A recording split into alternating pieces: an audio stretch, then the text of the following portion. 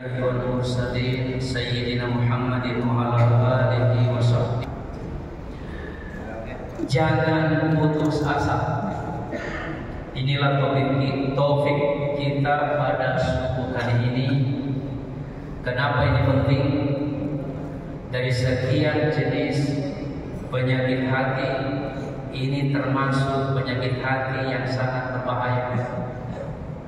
La taqnatu min rahmatillah. Janganlah engkau berputus asa.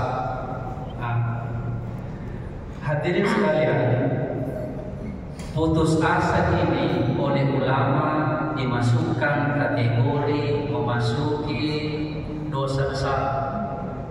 Bukan dosa biasa, tetapi dosa besar. Kenapa memasuki pintu dosa besar? Disebabkan karena mendekati kekufuran.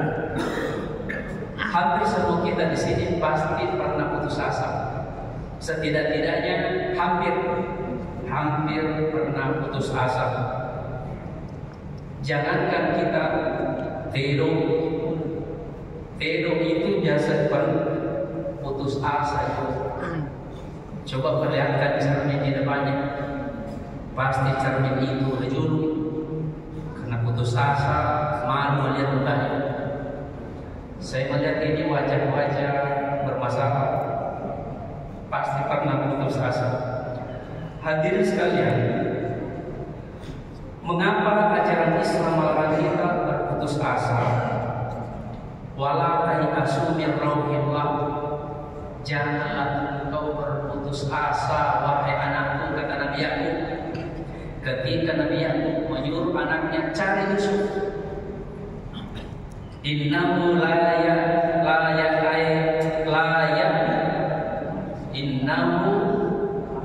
ya'sumir rauhillahi illal qawmul kafirin. Sesungguhnya orang-orang yang berputus asa itu adalah orang-orang kafir. Hadirin sekalian, bagaimana ciri-cirinya itu orang yang berputus asa? Ciri-cirinya ini, yang pertama adalah merasa dirinya tidak ada harapan lagi. Yang kedua, semangat hidupnya itu berkurang, selalu menyendiri. Yang paling berbahaya, orang yang berputus asa itu gampang tersulut emosi, cepat kalah. Contohnya Bapak sekalian, ada beberapa ini. Satu, penyebabnya orang yang putus asa tidak lulus ujian misalnya, atau seorang anak begitu bertanding mengalami kegagalan bisa berputus asa, tidak dimasukkan panitia bisa juga putus asa, gagal mendapat proyek bisa juga putus asa, gagal mempersunting wanita pujaannya karena ditolak mertua soleh. Saya kira ini luar biasa pernah kita merasakan putus asa Bapak sekalian. Jangankan kita, sekali lagi, jangankan kita ini, golongan Nabi saja banyak yang pernah putus asa. Bukan hampir, justru putus asa. Satu, Nabi Nuh alaihissalam terekam oleh Al-Quran putus asa. 950 tahun berdakwah, 70 orang beriman. Bayangkan, akhirnya keputusasaannya itu Nabi Nuh berdoa, Rabbi la tazar 'alal ardi minal kafirin dayyara. Kalau begini lama berdakwah, hanya sedikit yang mengimani, sedikit yang berislam. Ya Allah, musnahkanlah semua orang-orang yang durhaka di muka bumi ini. Musnahkan, tamatkan riwayatnya orang-orang berdosa. Putus asa Nabi Nuh. Didoakan semua orang yang berdosa supaya tamat riwayatnya. Seandainya kita hidup waktu itu, itu di kamar. Dua, Nabi Yunus putus asa. Nabi Yunus berdakwah di Kainuko. Ada juga menyebut Nainuko di Irak. Bayangkan Pak, seorang nabi tidak diterima dakwanya. Akhirnya Nabi Yunus meninggalkan kampungnya itu, pergi ke pulau yang lain. Padahal Nabi tidak boleh meninggalkan kaumnya. Sehingga Nabi Yunus diberikan cobaan, ditelan oleh ikan besar, sehingga di dalam perut ikan selama 40 hari 40 malam. Disitulah keluar doa yang paling terkenal, La ilaha illa anta. Bagus. Coba Bapak sekalian, golongan Nabi saja putus asa karena dakwanya tidak diterima oleh kaumnya. Yang ketiga, Nabi Musa alaihissalam putus asa terhadap saudaranya Harun. Akhirnya Nabi Musa, keputusasaannya itu menimbulkan gejolak amarah, mendatangi Nabi Harun, lalu ditarik jenggotnya, Pak. Ya ibna Ummah, la takhus bi lihiyati wala bi ra'si. Wahai saudara, kata Nabi Harun, janganlah engkau mencabut saya punya jenggot. Bayangkan Pak, dicabut dulu. Kalau dicabut itu Pak bisa keluar air mata. Kemudian dijambat itu rambutnya, saking putus asanya Nabi Musa. Karena Nabi Harun tidak kuat menjaga umatnya Nabi Musa waktu itu. Nabi saja putus asa, apalagi kita. Berikutnya, kenapa pembunuhan pertama terjadi? Qabil membunuh adiknya disebabkan karena putus asa. Kenapa? Jadi hebatnya dulu waktu itu, setiap bayi lahir selalu kembar, bayi laki-laki, bayi perempuan waktu itu. Nah, Qabil pasangannya yang satu ada mengatakan Ikrimah, terus Habil pasangannya perempuan. Jadi pasangannya ini, kembarnya ini tidak boleh menikah begini, harus apa namanya, silang. Nah ini pasangan kembarnya Qabil cantik sekali, luar biasa Pak, cantiknya. Allah mengirim telu ina makbulu. Gitarnya saja seperti apa, bodinya saja seperti gitarnya Romela. Malah bayar masih biasa.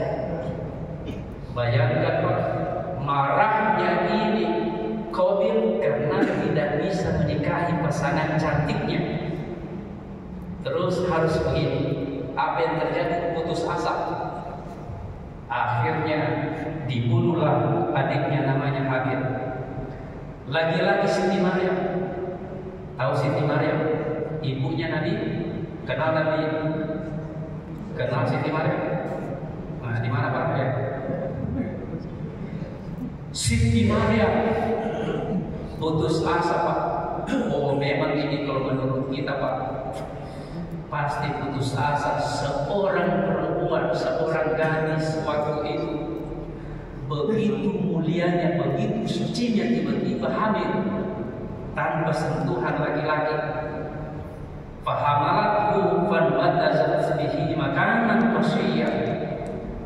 Maryam waktu itu tiba-tiba hamil, tidak langsung menguburkan kandungannya, tetapi dia menjauh sebelah timurnya Baitul Maqdis. Di sanalah menjauh sendiri disebabkan karena putus asanya ini, dicaci, dihina oleh sekampung kaumnya. Apa yang terjadi? Keluarlah doanya Siti Maryam, ya laitani bintu, kalau begini lebih baik saya engkau wafatkan ya Rabb, matikan saja saya, tidak bisa saya menanggung malu. Putus asa Bapak sekalian. Apa yang terjadi? Inilah kalau keinginan Allah. Rasulullah Sallallahu Alaihi Wasallam pun pernah hampir putus asa. Bayangkan Pak, golongan Nabi diserang putus asa. Ulama-ulama diserang putus asa, apalagi ulama. Nah, oleh karena itu, bagaimana kisahnya Rasulullah Shallallahu Alaihi Wasallam berputus asa? Abu Thalib ini pamannya, begitu tinggi derajatnya Abu Thalib bagi kaumnya, sehingga tidak ada yang mampu menghalangi dakwahnya Nabi waktu itu. Takut sama Abu Thalib, saudaranya bapaknya. Apa kata Abu Thalib? Wahai anakku, silahkan engkau jalankan dakwahmu, saya yang membela. Oh, berarti Abu Thalib membela hanya karena kekeluargaan, bukan masalah akidah. Jadi tidak ada yang langsung menghalangi Nabi. Begitu menjelang wafatnya Abu Thalib, oh, masih dan kita. Kenapa? Disebabkan karena banyaknya umat masuk Islam disebabkan karena bantuan Abu Thalib. Datanglah Nabi dekat kepalanya Abu Thalib. Ya ammi, hai pamanku, kul la ilaha illallah. Itu saja, meskipun engkau tidak sholat, meskipun engkau tidak mengeluarkan zakat, meskipun engkau belum berhaji, satu kata aja, satu kalimat saja yang engkau kemukakan, engkau lapaskan sekarang, la ilaha illallah. Wa mandrongan pun saya akan berikan syafaat kubra. Saya sebagai asbab mendoakan masuk ke dalam surga. Waktu itu di sebelahnya itu saudaranya. Bayangkan ini Abu Jahal, kayak Abu Thalib. Bisa dibayangkan Pak, kalau orang tua kena sakit parah, orang tua kena sakit parah, didesak oleh kemenakan, baca la ilaha illallah, didesak juga saudaranya, apabila engkau mengikuti kemenakan, saya akan hubungkan kepada kau orang. Bayangkan Pak, didesak antara kemenakan saya ikuti atau saudaraku yang saya ikuti. Ternyata hidayah itu memang berasal dari Allah. Tiba-tiba menghadap ke saudaranya, ditunjuk, maksudnya saya ikuti saudaraku. Dilepaskan oleh Nabi. Beliau putus asa, tapi belum maksimal, masih mencari cara lagi. Begitu berpulang ke rahmatullah dalam kekafirannya, Rasulullah mengatakan, biar saya mandikan ini pamanku. Begitu dimandikan Pak, lalu Nabi berkata, semua guyuran air ini tidak akan mungkin tersentuh oleh api neraka. Tapi namanya orang kafir, Bapak sekalian, setelah dimandi, di dalam kukunya itu, di bawah kukunya itu Abu Thalib, ada yang tidak tersentuh oleh air. Turun peringatan, disitulah masuk nanti api neraka. Diberikan siksaan yang paling ringan Abu Thalib, karena Nabi meminta, ya Rabb, kalau engkau menyiksa ini pamanku, siksa yang paling ringan. Apa siksanya paling ringan Abu Thalib? Diberikan sandal bara api, langsung mendidih otak. Oh, luar biasa Bapak sekalian. Nah, ini tentang putus asa. Bagaimana supaya kita bisa keluar dari keputusasaan? Banyak cara diberikan oleh orang-orang ilmuwan, bahkan agama pertama. Silakan menenangkan pikiran dulu. Cari teman curhat yang bisa diajak, memberikan solusi. Intinya berkumpul dengan orang-orang positif. Kenapa? Putus asa itu bisa kalah Bapak sekalian. Emosi itu bisa meningkat dengan amarah dan bisa melakukan sesuatu tindakan yang tidak terpuji. Assalamualaikum warahmatullahi wabarakatuh.